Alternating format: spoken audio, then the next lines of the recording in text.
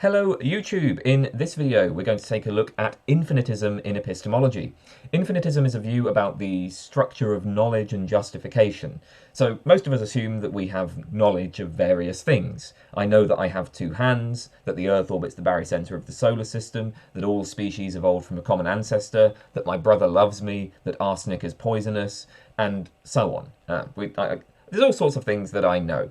Now, we generally take it that knowledge is not merely a matter of having a true belief. In addition, I must have justification for the belief. I must have some reason for the belief.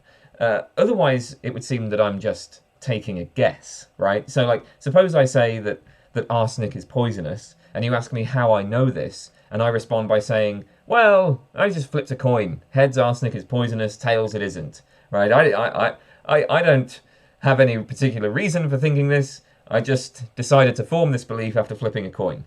Well, in that case, even though my belief is true and arsenic is in fact poisonous, it doesn't count as knowledge because it isn't based on good reasons. There's no justification for the claim that arsenic is poisonous. Or, I guess, so we would often think. But this requirement to provide justification creates a skeptical challenge known as the epistemic regress problem. Okay, suppose I assert some claim P1. Well, then it can be asked, why believe P1? And the thought is that in order for me to know that P1, I must be able to cite a reason for P1. So, in support of P1, I cite P2. Now the same question can be asked, why believe P2?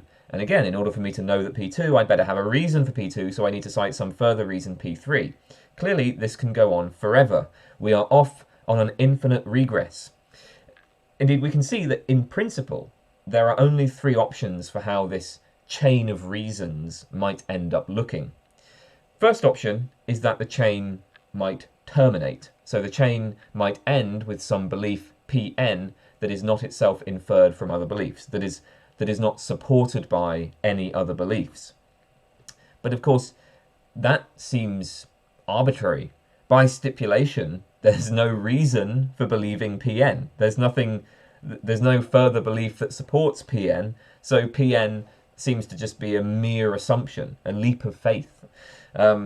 This option, that the chain terminates, is taken by foundationalists. So foundationalists will say that we have some basic beliefs that are not themselves supported by any other beliefs, and then all of our other beliefs are derived from those basic beliefs. A second option is that the chain loops. So P1 is justified by P2, P2 is justified by P3, and so on until we get to Pn, which is itself justified by P1. But that just seems blatantly circular. Like P1 is ultimately supported by itself. This option is taken by coherentists. So a coherentist will say that once a web of belief has a certain coherent structure, all of the beliefs in that web become justified, even though we have a kind of web of belief where there are like all sorts of different connections between various different beliefs. So you might well end up citing a belief in its own support. Okay, a third option is that the chain regresses infinitely, just goes back forever. And this is the option taken by infinitists. According to the infinitist, inferential chains of justification regress infinitely. An infinite series of non-repeating reasons. Now, infinitism is an extremely unpopular position. In the 2020 Phil Papers survey, only 2% of philosophers accepted infinitism about justification, which makes it one of the most unpopular positions in modern philosophy. So, why take infinitism seriously? So, probably the most prominent defender of infinitism is Peter Klein. He states the basic motivation, as he says, there is no reason that can be given for any belief that is so privileged that it is immune to further interrogation. But reasons cannot be circular. So we start with P1, then P2 provides a reason for P1, P3 provides a reason for P2, and so on endlessly with none of the propositions ever repeating. Because, you can't, belief can't be justified by itself. You have to appeal to other propositions. So this appeals to this regress argument that we just outlined. The basic insight is that any reason given for a belief might be challenged. And if your beliefs are to be justified, you need to have a response to that challenge.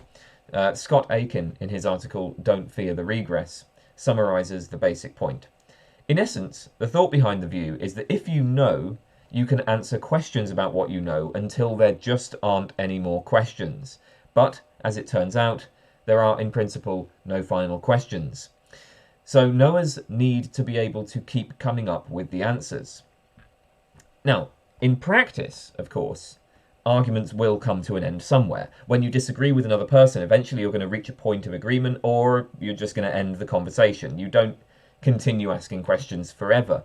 But, in principle, arguments need not end. Whenever you end the conversation, you might have continued asking further questions, right? That's the point. Even if you reach some proposition that you agree with, like when you're disagreeing with someone, you might reach some proposition that you agree with. But you can always, in principle, ask the question, well, why accept that proposition? So further reasons for any belief that you hold can always be requested. And if you are to have knowledge, if you are to be justified in your beliefs, you need to be able to fulfill these requests for reasons. So, the infinitist is going to appeal to two rather commonsensical ideas about justification, right? So, first of all, circularity is bad. If my belief P1 is justified, then whatever chain of reasons I cite in support of P1, P1 cannot itself be part of that chain of reasons. Basically, beliefs aren't self-justifying. Imagine arguing with another person who disagrees with you about P1. So if I believe P1 and you do not, and you ask me to defend my belief that P1, obviously it would be absurd for me to cite a chain of reasons that includes P1. That's not going to be convincing to you at all. That's why we resist circularity. You'd only agree with P1 if you already agree with P1, but you don't already agree with P1, right? So if P1 is to be justified, then it can't itself be part of the reasons that support it. Second, arbitrariness is bad. For any belief that I cite in support of another belief, a reason can always be requested for that supporting belief. So again, if I believe that P1 and you disagree, and then I cite P2, you might request a reason for P2. Maybe you disagree with P2 as well. And then suppose I say, well, I don't have any reason for P2. If you don't already share my belief in P2, this isn't going to be convincing at all. So these two principles, non-circularity and non-arbitrariness, force us into infinitism. Infinite chains of reasons are exactly what is needed in the context where our beliefs are under interrogation. You can always ask the question, why do you believe this? And if I have infinite chains of reasons, I can always give an answer. That's the hope anyway. So this is one motivation for infinitism, is that very plausible restrictions on our notion of justification just force us into infinitism, right? Given that we don't accept circularity, and given that we don't accept arbitrariness, justification is going to require an infinite series of non-repeating reasons. Let's consider a slightly different motivation. This is an argument proposed by Peter Klein. So consider a belief that the foundationalist offers as an appropriate stopping point. As we've seen, foundationalists say that chains of reasons terminate in basic beliefs. So let's take one of these basic beliefs, call it B. The question is, what makes B an appropriate stopping point? Well, suppose on the one hand that the foundationalist just has no answer. They propose that B is an appropriate stopping point, but if we ask them why it's an appropriate stopping point, they just can't say anything. Well, in that case, B is clearly arbitrary. It's nothing more than an assumption. It's nothing more than, faith. Nothing can be said to the person who rejects B. They're just making a different assumption. And so surely it's absurd to say that our beliefs might be justified by mere assumption, that a mere assumption, a mere leap of faith, right? That can't justify anything. Indeed, I mean, if you think so like, let's say I believe that P, and then I say that, well, this is justified by B, which is a mere assumption. If mere assumption is good enough, then why don't I just make a mere assumption right off the bat, right? So instead of saying, well, look, I believe that P and P is justified by B, if mere assumption is good enough, I could just merely assume P and leave it at that. So mere assumption isn't good enough, right? Mere assumption isn't going to justify anything. Okay, on the other hand then, suppose the foundationalist is able to give us an answer. So they say B is an appropriate stopping point in virtue of B possessing some property F. So the foundationalist is able to cite something about B that makes it an appropriate stopping point in their view. And, I mean, in fact, foundationalists will very often do this. So F might be the property of being a first-person sensation report, such as, I seem to be seeing a red square. There are many foundationalists who have argued that these sorts of first-person sensation reports form the foundational beliefs. These kinds of beliefs are just incorrigible, indubitable, right? Like I can dispute that. So you can reasonably dispute that I'm seeing a red square, but you can't reasonably dispute that I seem to be seeing a red square. Okay, so my claims about my immediate sensations, those are the basic beliefs. Or maybe F is the property of being self-evident, being clearly and distinctly perceived. So yeah, lots of options here. But the important question is, whatever F is supposed to be, the question is, does B's possessing F make it more likely that B is true than it would be if B did not possess F? At this point, there are three options. The foundationalist can say yes, no, or I don't know. If the foundationalist says no or I don't know, then, well, again, it looks like B becomes an arbitrary, unprincipled assumption. Klein gives the example of somebody who takes B as a basic belief because B was formed on a Wednesday. So they take it that beliefs formed on Wednesdays are appropriate stopping points in the chain of reasons. Of course, they admit that beliefs formed on Wednesdays are no more likely to be true, no better off, than beliefs formed on any other day. The fact that a belief was formed on a Wednesday doesn't give us any reason to believe that it's more likely to be true. Well, I mean, obviously this... So this just seems absurd, okay? So if the foundationalist cites F as, you know, the reason why B is an appropriate stopping point, but then there's just no reason at all to think that F actually makes B more likely to be true, then it looks like B becomes, again, just a mere assumption. On the other hand then, suppose the foundationalist says yes, B's possessing F does make B more likely to be true. Well, notice what's happened here. The foundationalist has now given us a reason for believing B. They have cited the reason that B possesses feature F, and F makes B more likely to be true. But this just puts us back on this chain of reasons. So it turns out B isn't an appropriate stopping point after all, because so we have B, but then in support of B we have the fact that B possesses feature F and that F makes beliefs more likely to be true.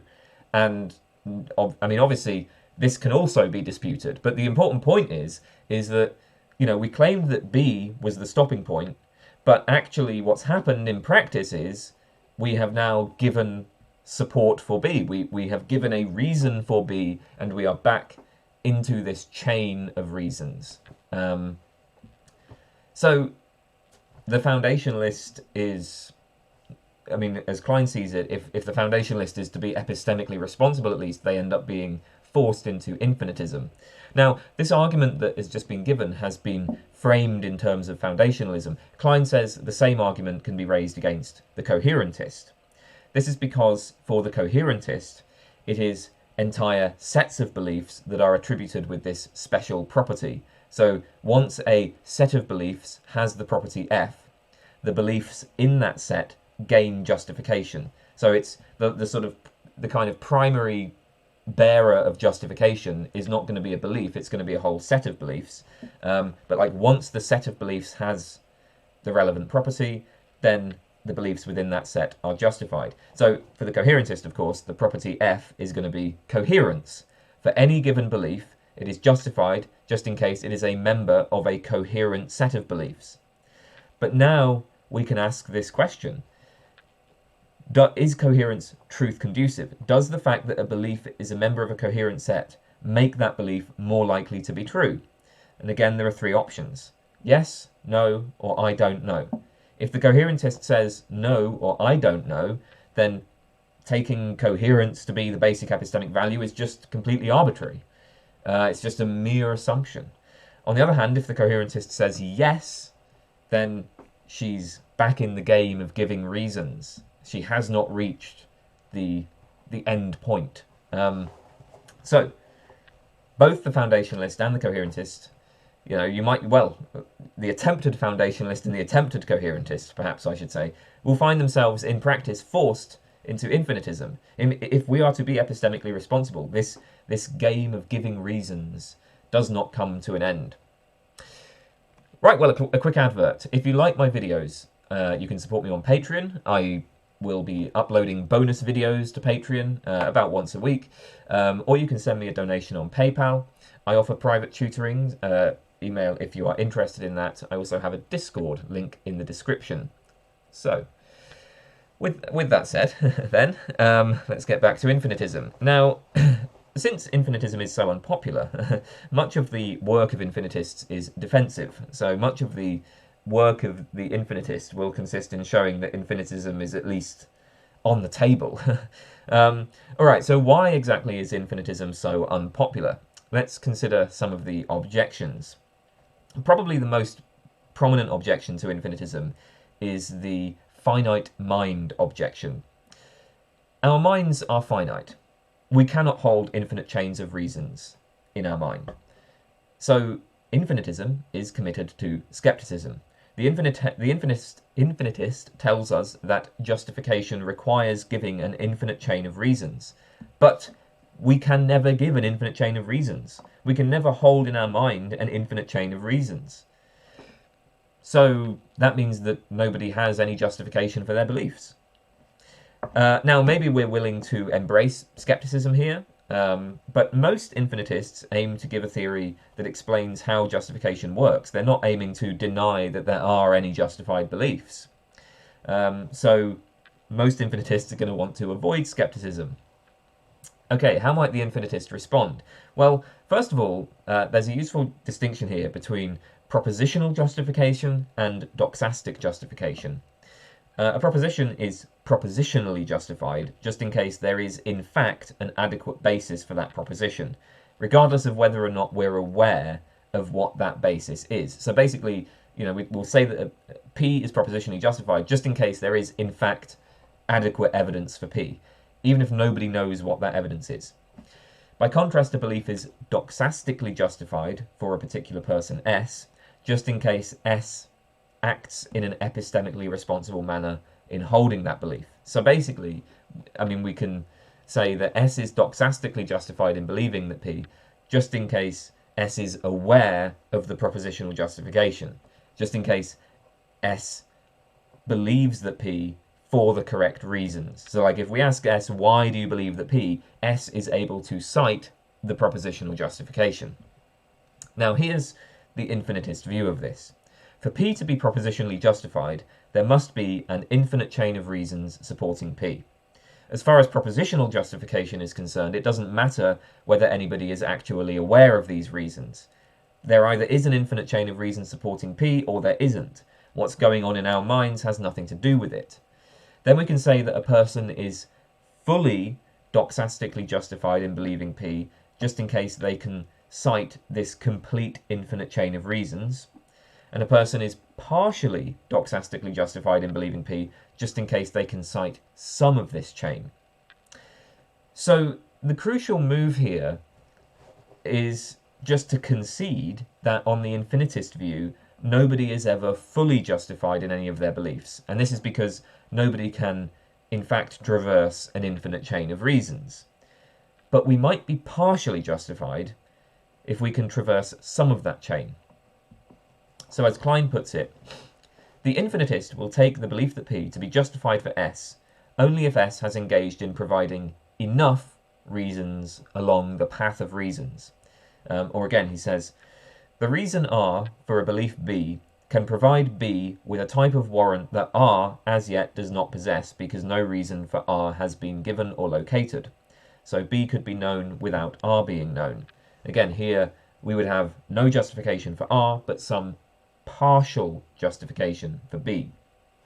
According to the infinitist then, justification accrues as more and more reasons are provided. I have justified my belief P1 only when I have provided enough reasons from the endless path of reasons available. Complete justification would involve providing all the reasons. Of course, we can't do that. So basically, I assert P1, and then if, you know, I initially, right, like I might assert P1, maybe I just have no reason for it, it's not justified, but if I'm then able to support P1 by citing P2, well, I have partial justification for P1. It's only partial justification because no justification for P2 has been provided. So then I give a justification for P2 by citing P3. With the justification for P2 in place, I now have greater justification for P1. So basically, as I go down this series of reasons, I gain greater and greater and greater justification for that initial belief in the chain. But it's only ever partial. No belief is ever completely comprehensively justified. As I provide more and more reasons, my belief can become increasingly justified, but it's never fully justified. So infinitism is committed to thoroughgoing fallibilism. We never have complete justification. We can never be certain about any of our beliefs. Now, of course, this raises the question, how many reasons are required before we will judge a belief to be justified enough, before we will judge a belief to be knowledge? Well, Klein says this is just a pragmatic matter. It's going to depend on what's being questioned, on what our goals are in the inquiry, on what the other people believe. So there's no general answer to the question of how many reasons are enough. But the important point, though, is that even if we do judge that a belief has been appropriately justified, even if we do judge that enough reasons have been given, well, at any point, the rules of the game might change, and inquirers might insist on a reason for a belief that had previously been taken for granted. As far as the infinitist is concerned, that's always legitimate. So, you know, like, if a reason for a belief is requested and no reason can be given, then, I mean, you lose the game, as it were. As soon as I admit that I can't give a reason for a belief, that I have nothing to say in its favour, it looks like, oh, well, my beliefs aren't justified then. Okay, so that's the idea that, like, I kind of accrue justification for my belief by citing, I accrue partial justification by citing more and more beliefs on this endless chain of beliefs, or this endless chain of reasons. Is this satisfying? Well, one worry about this is that no matter how many reasons we offer, we will only ever be able to give a finite number of them. So the infinitist says, by giving a finite chain of reasons, I gain partial doxastic justification for my beliefs. But this only happens by traversing part of what is supposed to be an infinite chain, right? It happens by giving a finite number. But a finite number, no matter how great it is infinitesimally small in comparison to infinity. So we might wonder, like, in what sense does a finite chain of reasons give us partial justification? Like, how do we get even the partial justification? So, like, compare it to the complete justification that an omniscient being would gain from its infinite chain of reasons. Our partial justification seems to recede to nothing. I mean, suppose that complete justification could be provided by giving a chain of 10 reasons. Well, if I'm able to cite the first 5 of these reasons, yeah, we can all see an obvious sense in which I have partial justification. I've given half of the reasons. I'm halfway there. I mean, we can quantify this and say, look, my belief is 50% justified because I've given half of the reasons along this chain of reasons. Okay, but now suppose that in order to give complete justification, I had to cite 10 million reasons, and I'm only giving 5 reasons. That just seems... well, that seems rubbish. Like, that doesn't seem like I've really given any justification at all if I've only given the first 5 of 10 million.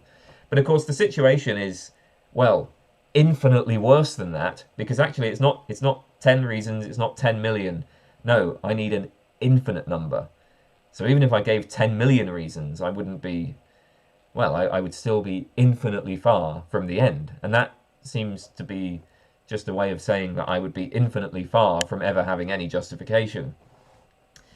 Okay, a second problem with infinitism is what we might call the origin problem, or the origination problem. Suppose that human beings were able to hold infinite chains of reasons in their minds. Even so, how exactly does an infinite chain confer justification on a belief? Where exactly does the justification originate?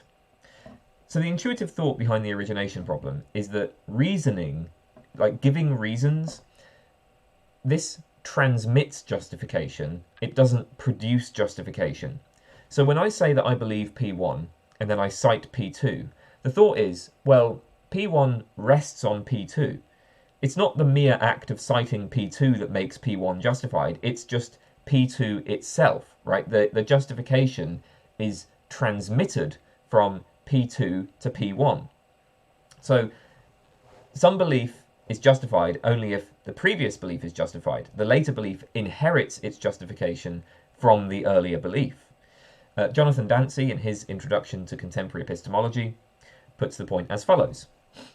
When we justify belief A by appeal to belief B and C, we have not yet shown A to be justified. We have only shown that it is justified if B and C are. Justification by inference is conditional justification only. A's justification is conditional upon the justification of B and C. But if all justification is conditional in this sense, then nothing can be shown to be actually non-conditionally justified. Okay, justification by appeal to reasons is conditional then, right? So I have belief A, I support it by appealing to belief B and C, but then all I'm doing there is transferring justification from B and C to A. That's the thought. Now, notice that foundationalism offers a very straightforward answer to this problem. For the foundationalist, justification originates in the basic beliefs, or in the experiences that support the basic beliefs. So justification originates in the foundations of the inferential chains. We have some basic beliefs that are justified, and then we build on those basic beliefs, deriving further beliefs that inherit their justification from the basic beliefs. For the infinitist, by contrast, there are no beliefs that have justification just in themselves. As you give reasons, you gain greater justification, but where does that justification actually come from? I mean, the infinitist seems to be trying to conjure something out of nothing, right? So, like, even if you had an infinite chain of reasons in your mind, there's no stopping point to those chains, so there's no point at which justification can originate. So, the standard move that infinitists will make here is just to deny this picture of justification. According to Peter Klein, reasoning actually creates justification. It doesn't merely transfer justification.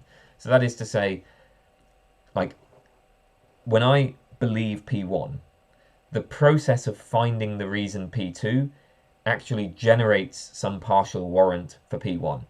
And this is the case even if there is not yet any warrant for P2, even if I can't cite any reason for believing P2, right? Merely by citing P2 as a reason for believing P1, I have created some minor justification for P1. Now, there's a couple of things to say about this. The first concern is that this seems to be plausible only for doxastic justification. So let's say that there is in fact an infinite chain of propositions supporting P1. So P1 is propositionally justified.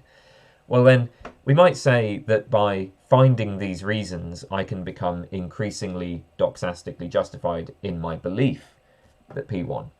The reasoning there creates the justification. The reasoning, by sort of taking me along this infinite path, the reasoning is creating doxastic justification for me. But clearly, reasoning can't create the propositional justification, because the propositional justification is supposed to be independent of my reasoning. So we might still think it's mysterious where the propositional justification is supposed to originate. Second, this response leads us to a third problem for infinitism. And this is the problem of alternative chains. There are, presumably, some infinite chains that confer justification and some that do not. So imagine taking a random sample of propositions, sorting them into an infinite chain. So all species share a common ancestor, the moon is made of cheese, I am a scrambled egg, water is H2O, and so on, right? I can just continue that infinitely. So I have an infinite chain of propositions, but presumably that's not an infinite chain that confers any justification. So what exactly is the difference between this chain of propositions and a chain of propositions that confers justification? Any belief can be supported by an infinite chain of inferences. Indeed, any belief can be supported by exactly the same infinite chain of inferences. So suppose that B is justified. In that case, we can find a chain of support for B that looks like this. I can say, B, and then that's supported by P, and if P then B, and then this is supported by, P is supported by Q, and if Q then P, and so on and so on. But then consider not B. Well, in support of not B, again, there's going to be this infinite chain. I could just basically give the same infinite chain. I could say, well, P, and if P, then not B, and then Q, and if Q, then P, etc., right? So, I mean, obviously, if B is justified, then we're going to reject the second conjunct of 2A here. We're gonna deny if P, then not B. But I mean, obviously that's fair enough. But of course, there will be an infinite chain of propositions. So now, if we call into question if P, then not B, well, look, for both if P, then B, and if P, then not B, there's going to be an infinite chain of reasons that we can cite in support of them, right? And again, you can basically cite the same infinite chain of reasons in support of them. So infinitism needs to show that there is one particular infinite chain that is justified. But it's not clear what grounds the infinitist has to do this. This is particularly tricky when we consider this in light of the previous problem, because we saw that in response to the origin problem, some infinitists will argue that reasoning creates justification. That is, constructing these chains of reasons is literally generating the justification. But if that's right, it looks like the infinitist would have to say that these alternative chains really do provide justification. So one way to rule out alternative chains is suggested by Scott Aiken's impure infinitism. According to Aiken, infinite chains of reasons are necessary for justification, but they're not sufficient. Also necessary is some grounding of our beliefs in our experience. So this introduces a kind of foundationalism, where beliefs are ultimately answerable to immediate experiences, to appearances. The basic infinitist insight remains. Chains of reasons have no end, and complete justification would involve giving an infinite chain. So any claim that you make about your immediate experience can, of course, be challenged, and you'd better have reasons to back up your claim. So there's no basic beliefs. Still, there is a fact of the matter about what your experience is like, regardless of whether you have any reasons for your beliefs about this. The chain of reasons that provides genuine justification will be the chain whose beliefs are appropriately responsive to experience. So justification isn't simply a matter of the relations between beliefs, it also requires an appropriate relation to the world. But it's just that one of the necessary features of these chains of justification is that they are endless and non-repeating. So maybe that's one option, right? Like we might kind of build some of these more foundationalist ideas into the infinitist picture. And that allows us to rule out some of these alternative chains. All right, a final objection is that we can directly specify the beliefs that are not based on any further reasons. And this, of course, just, pretty directly refutes the infinitist's claim that there can always be a demand for further reasons. If we can identify the foundational beliefs, then infinitism is off the table. But of course, what could these foundational beliefs be? Well, candidates might be descriptions of one's immediate experiences, so I seem to be seeing a red square. Of course, I can doubt whether I really am seeing a red square, maybe I'm hallucinating, but the fact that I seem to be seeing a red square, that's beyond question. If I sincerely tell you how things seem to me, there's no reasonable room for doubt about that. Another candidate for foundational beliefs might be basic logical axioms like the law of non-contradiction. Perhaps such basic logical principles are presuppositions for any coherent thinking at all. Now, the obvious problem with this response is that there just aren't any propositions that are universally treated as being beyond doubt. In fact, reasons have been requested for both appearance claims and for our basic logical commitments. There are plenty of philosophers who are skeptical of what Wilfrid Sellers called the given. The myth of the given, right? There are this idea that we have indubitable knowledge of our own experiences in a way that can form the foundations for our other beliefs. There are plenty of philosophers who have brought basic logical principles, such as the law of non-contradiction, into question. There are a few philosophers who even argue that there are no laws of logic, period. See my videos on logical nihilism. In practice, then, people will insist on reasons for these supposedly foundational beliefs. And if we're going to be responsible, epistemically responsible in holding such beliefs, we had better have an answer to these requests for reasons, so the infinitist says. There is, however, a slightly more sophisticated form of this problem. So we've seen that according to Klein, as you give longer chains of reasons, you gain greater justification for your beliefs. But there are beliefs that we are only weakly confident about that are based on very long chains of reasons, whereas there are beliefs that we are strongly confident about that are based on short chains or indeed no chains at all. So take, for instance, the belief that cosmic inflation occurred in the early history of the universe. If you believe this, your belief is probably only tentative. Maybe you accept it, but you recognize, this is something that could very easily be called into question. Yet, this belief will presumably be based on very long, complex chains of reasons, appealing to a broad range of empirical evidence plus complicated theoretical speculation. By contrast, consider 1 + 1 = 2. Most people are very confident about that, but can you cite any reasons for it at all? I mean, if a reason is given, maybe you'll say, well, 1 + 1 = 2, it's just self-evident. And then maybe you'll be able to say something about why you trust self-evident beliefs. But, I mean, really, the reasons supporting this belief, it's difficult to cite any reasons for it. And if you can cite any reasons, the chain of reasons is probably going to be quite short compared to the chain of reasons in favour of the cosmic inflation.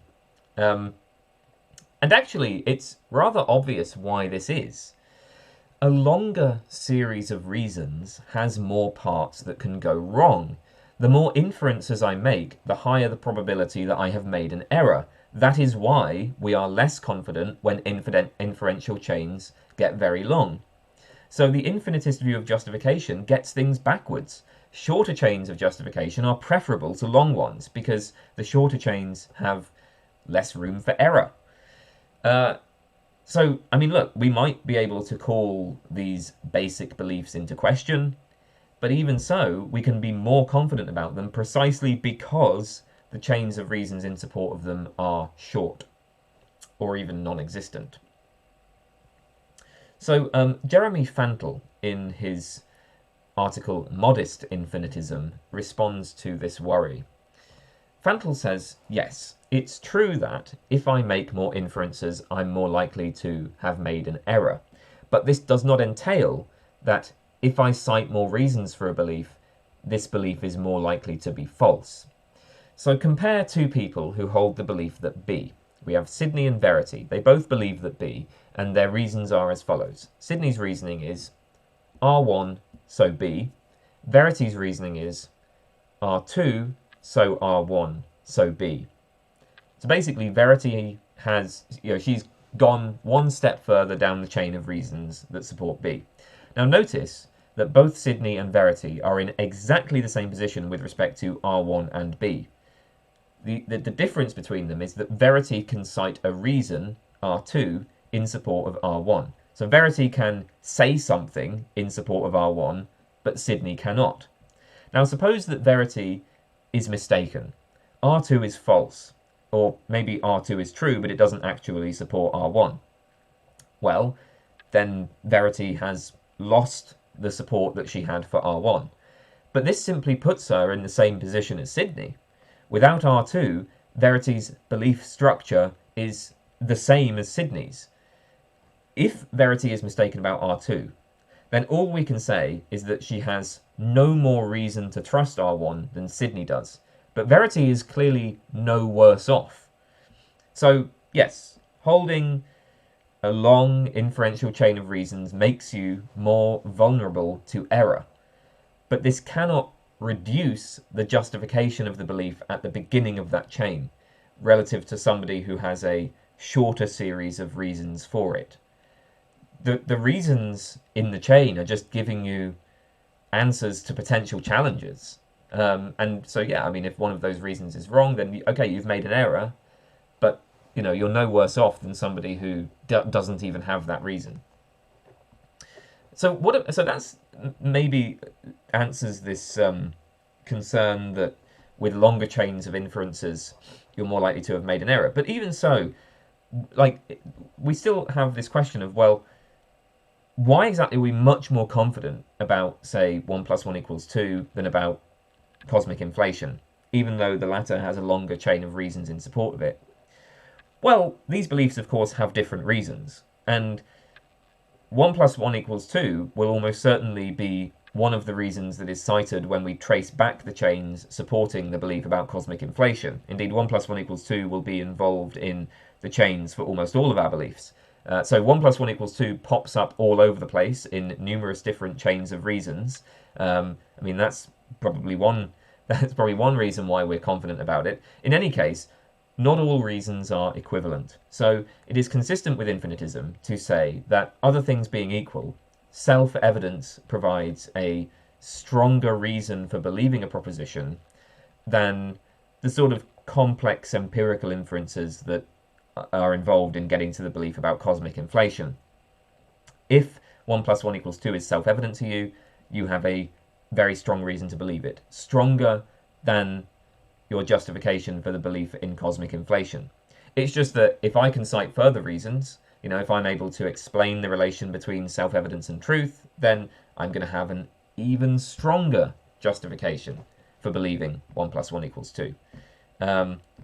But yeah, the basic point is, well, although the chain of reasons supporting 1 + 1 = 2 is short, not all reasons are going to have equivalent power. They're not all going to provide the same degree of justification. So maybe that works. Maybe that works for the infinitist there. Right. That was infinitism. And that is the end of this particular video. So I hope you found that interesting. I will see you all next time. Goodbye.